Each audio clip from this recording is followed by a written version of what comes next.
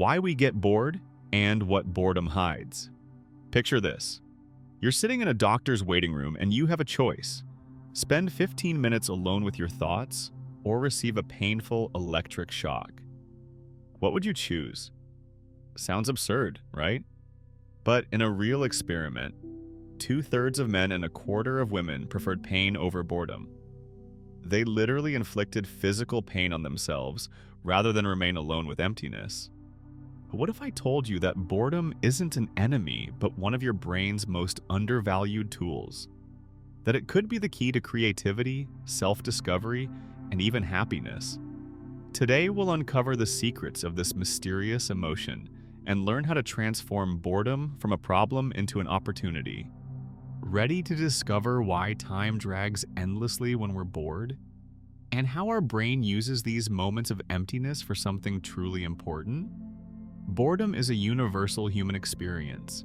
Each of us knows this feeling, dragging minutes during a boring lecture, endless hours in traffic, or those moments when we simply don't know what to do. And for a long time, we considered boredom something negative, an empty waste of time that needed to be eliminated at any cost. But modern science reveals an amazing truth. Boredom isn't emptiness, but an active brain process.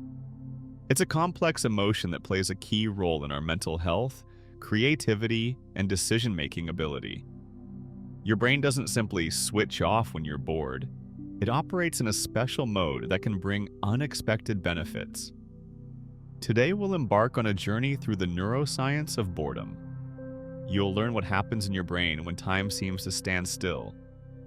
We'll explore the hidden functions of boredom, why evolution preserved this seemingly useless state.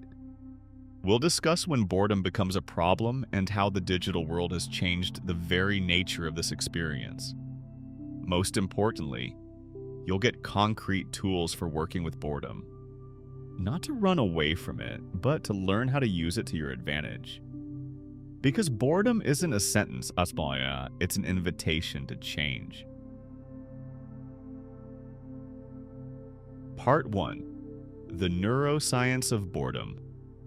What happens in the brain? Let's start with the most important question.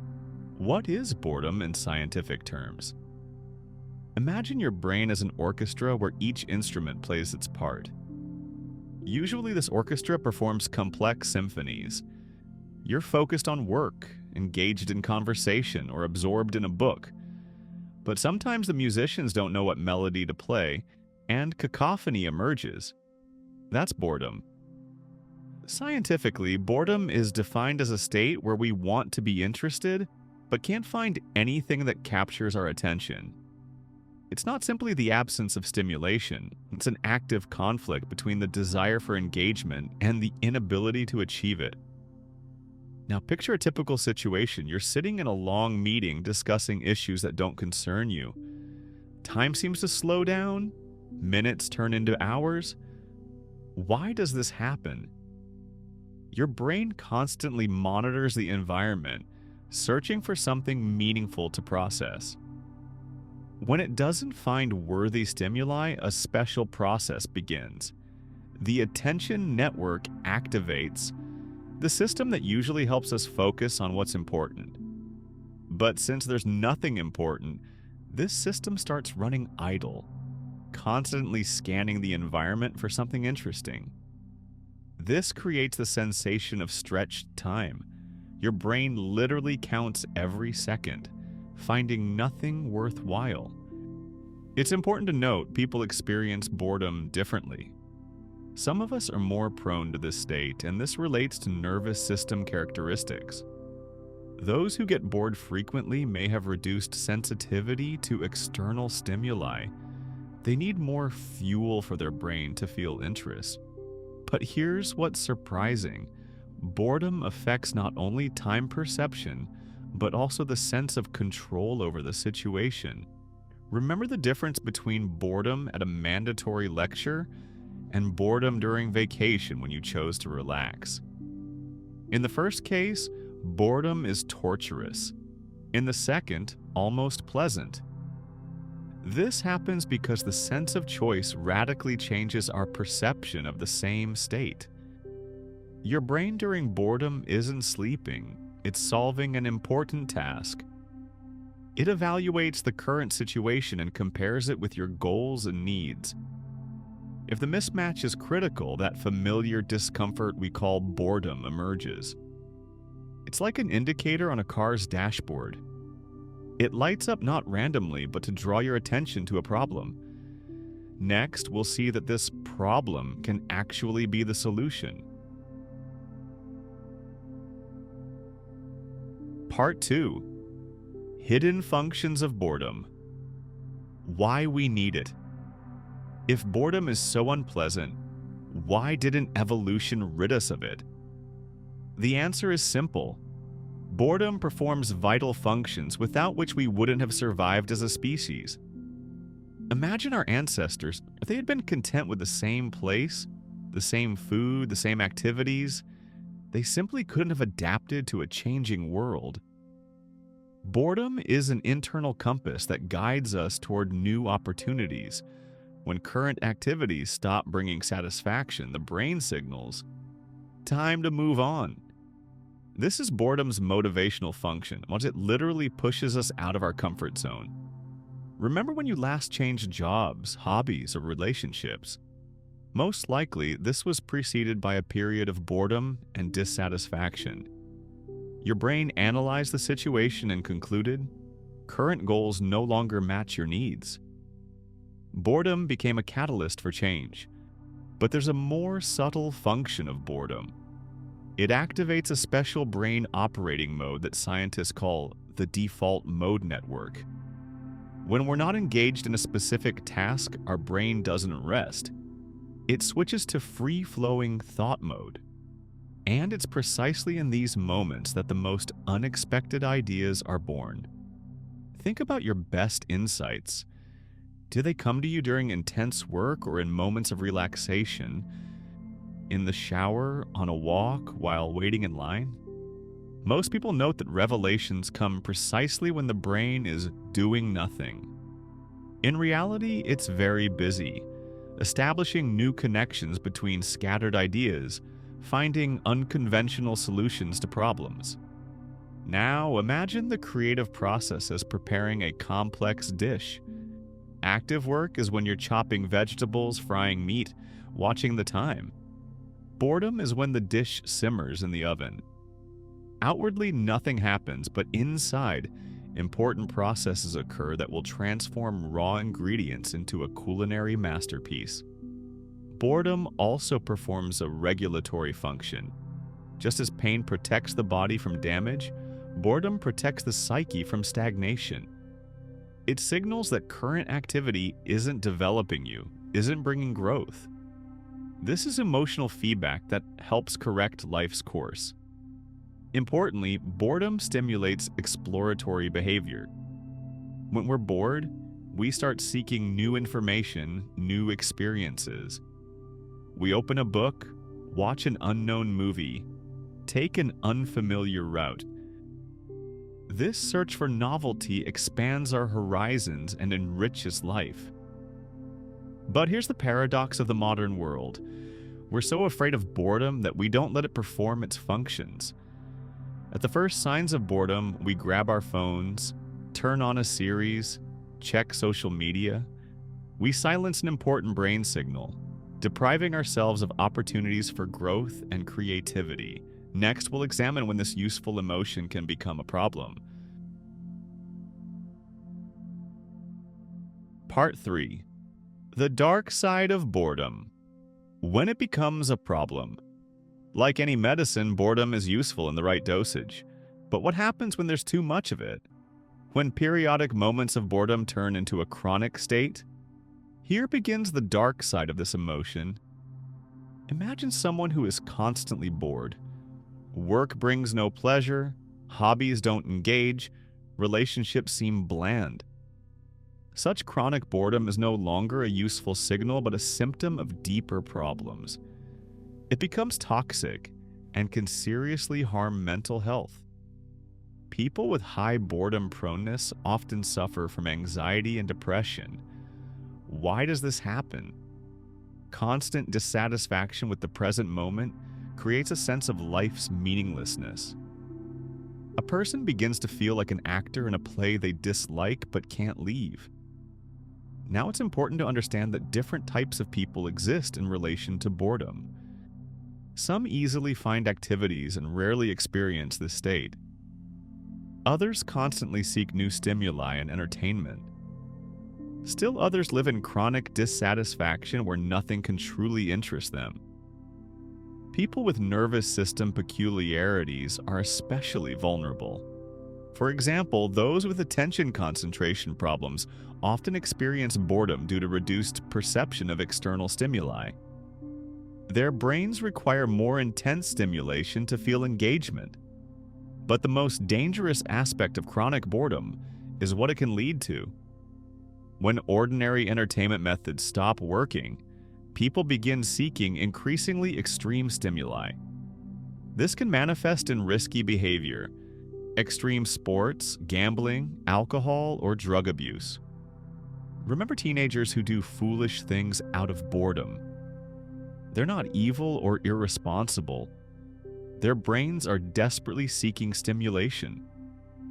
Unfortunately, the most accessible and vivid stimuli often prove destructive. The modern world has spawned a new type of dangerous boredom: digital addiction. A person can spend hours scrolling through social media feeds, switching between apps, watching video after video, while still experiencing boredom. This is a paradoxical situation. The brain is overloaded with information but receives no real satisfaction. It's important to note signs that boredom has become a problem. If you constantly feel restless during quiet moments, if you can't spend even a few minutes without external stimulation, if you're seeking increasingly extreme forms of entertainment, these are warning signals. Chronic boredom can also be a symptom of burnout. When someone engages in unsuitable activity for too long, their brain begins to resist, causing increasingly strong feelings of boredom and work aversion. But there's good news. Understanding boredom's mechanisms helps cope with it. Next, we'll examine how the digital world complicated this task, but also gave us new tools for solutions. Part 4. Boredom in the digital age. New challenges. The paradox of our time is that with infinite entertainment options, people have become more bored than ever. We have devices in our pockets with access to all human knowledge, millions of videos, books, games. But we still don't know what to do. What's happening? Imagine your brain as a restaurant critic and entertainment as dishes. Previously, the critic tasted simple home cooking and could properly appreciate each dish. But now they eat daily at the world's finest restaurants, sampling the most exquisite delicacies. Their taste receptors have become less sensitive, and now ordinary food seems bland. The same thing happens with our attention in the digital age. Constant bombardment with bright stimuli raises the threshold of what we consider interesting. A book that could once captivate for an entire evening now seems boring. A leisurely walk becomes torture. We've become dependent on constant stimulation. Now let's examine how digital technologies specifically changed boredom's nature. The first problem is divided attention. We constantly switch between devices, apps, Our brains don't have time to deeply immerse in any one thing, so even interesting activities don't bring complete satisfaction. The second problem is the illusion of choice. It seems we have endless entertainment possibilities, but in reality, we spend hours scrolling through feeds, finding nothing truly interesting. It's like standing before a buffet table, unable to choose what to eat, ultimately remaining hungry. The third problem is declining attention quality.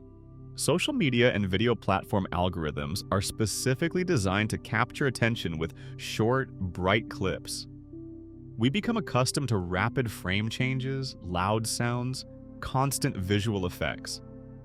As a result, real life begins seeming too slow and boring. It's important to note another aspect. Digital entertainment often lacks meaning. We can spend hours playing games or watching videos, but deep down we understand we're gaining nothing valuable. This creates a special type of boredom, the boredom of fullness. We're busy but not satisfied. A vicious cycle emerges. Feeling bored, we grab our phones seeking quick solutions. We get brief relief from bright stimuli, but after a few minutes, boredom returns with doubled force. We reach for the device again, further dulling our capacity for deep attention. But digital technologies aren't just a problem, they're also an opportunity. These same devices can become tools for mindfulness, learning, and creativity. The question is how to use them. Next, we'll examine specific strategies that will help transform boredom from enemy to ally, even in the digital age. Part 5. Boredom Management Strategies, from problem to opportunity. Now that we understand boredom's nature and its modern challenges, let's examine how to transform this state into a powerful tool for personal growth. The main principle: don't run from boredom, but learn to befriend it. The first strategy is mindfulness practice. When you feel bored, don't immediately grab your phone or other distractions. Stop and become aware of this state. What exactly do you feel? Anxiety? Emptiness? Irritation? Imagine you're an explorer studying a new continent called boredom. Ask yourself questions. What might my brain be signaling? Perhaps current activity doesn't align with my values, or I haven't had new experiences for too long.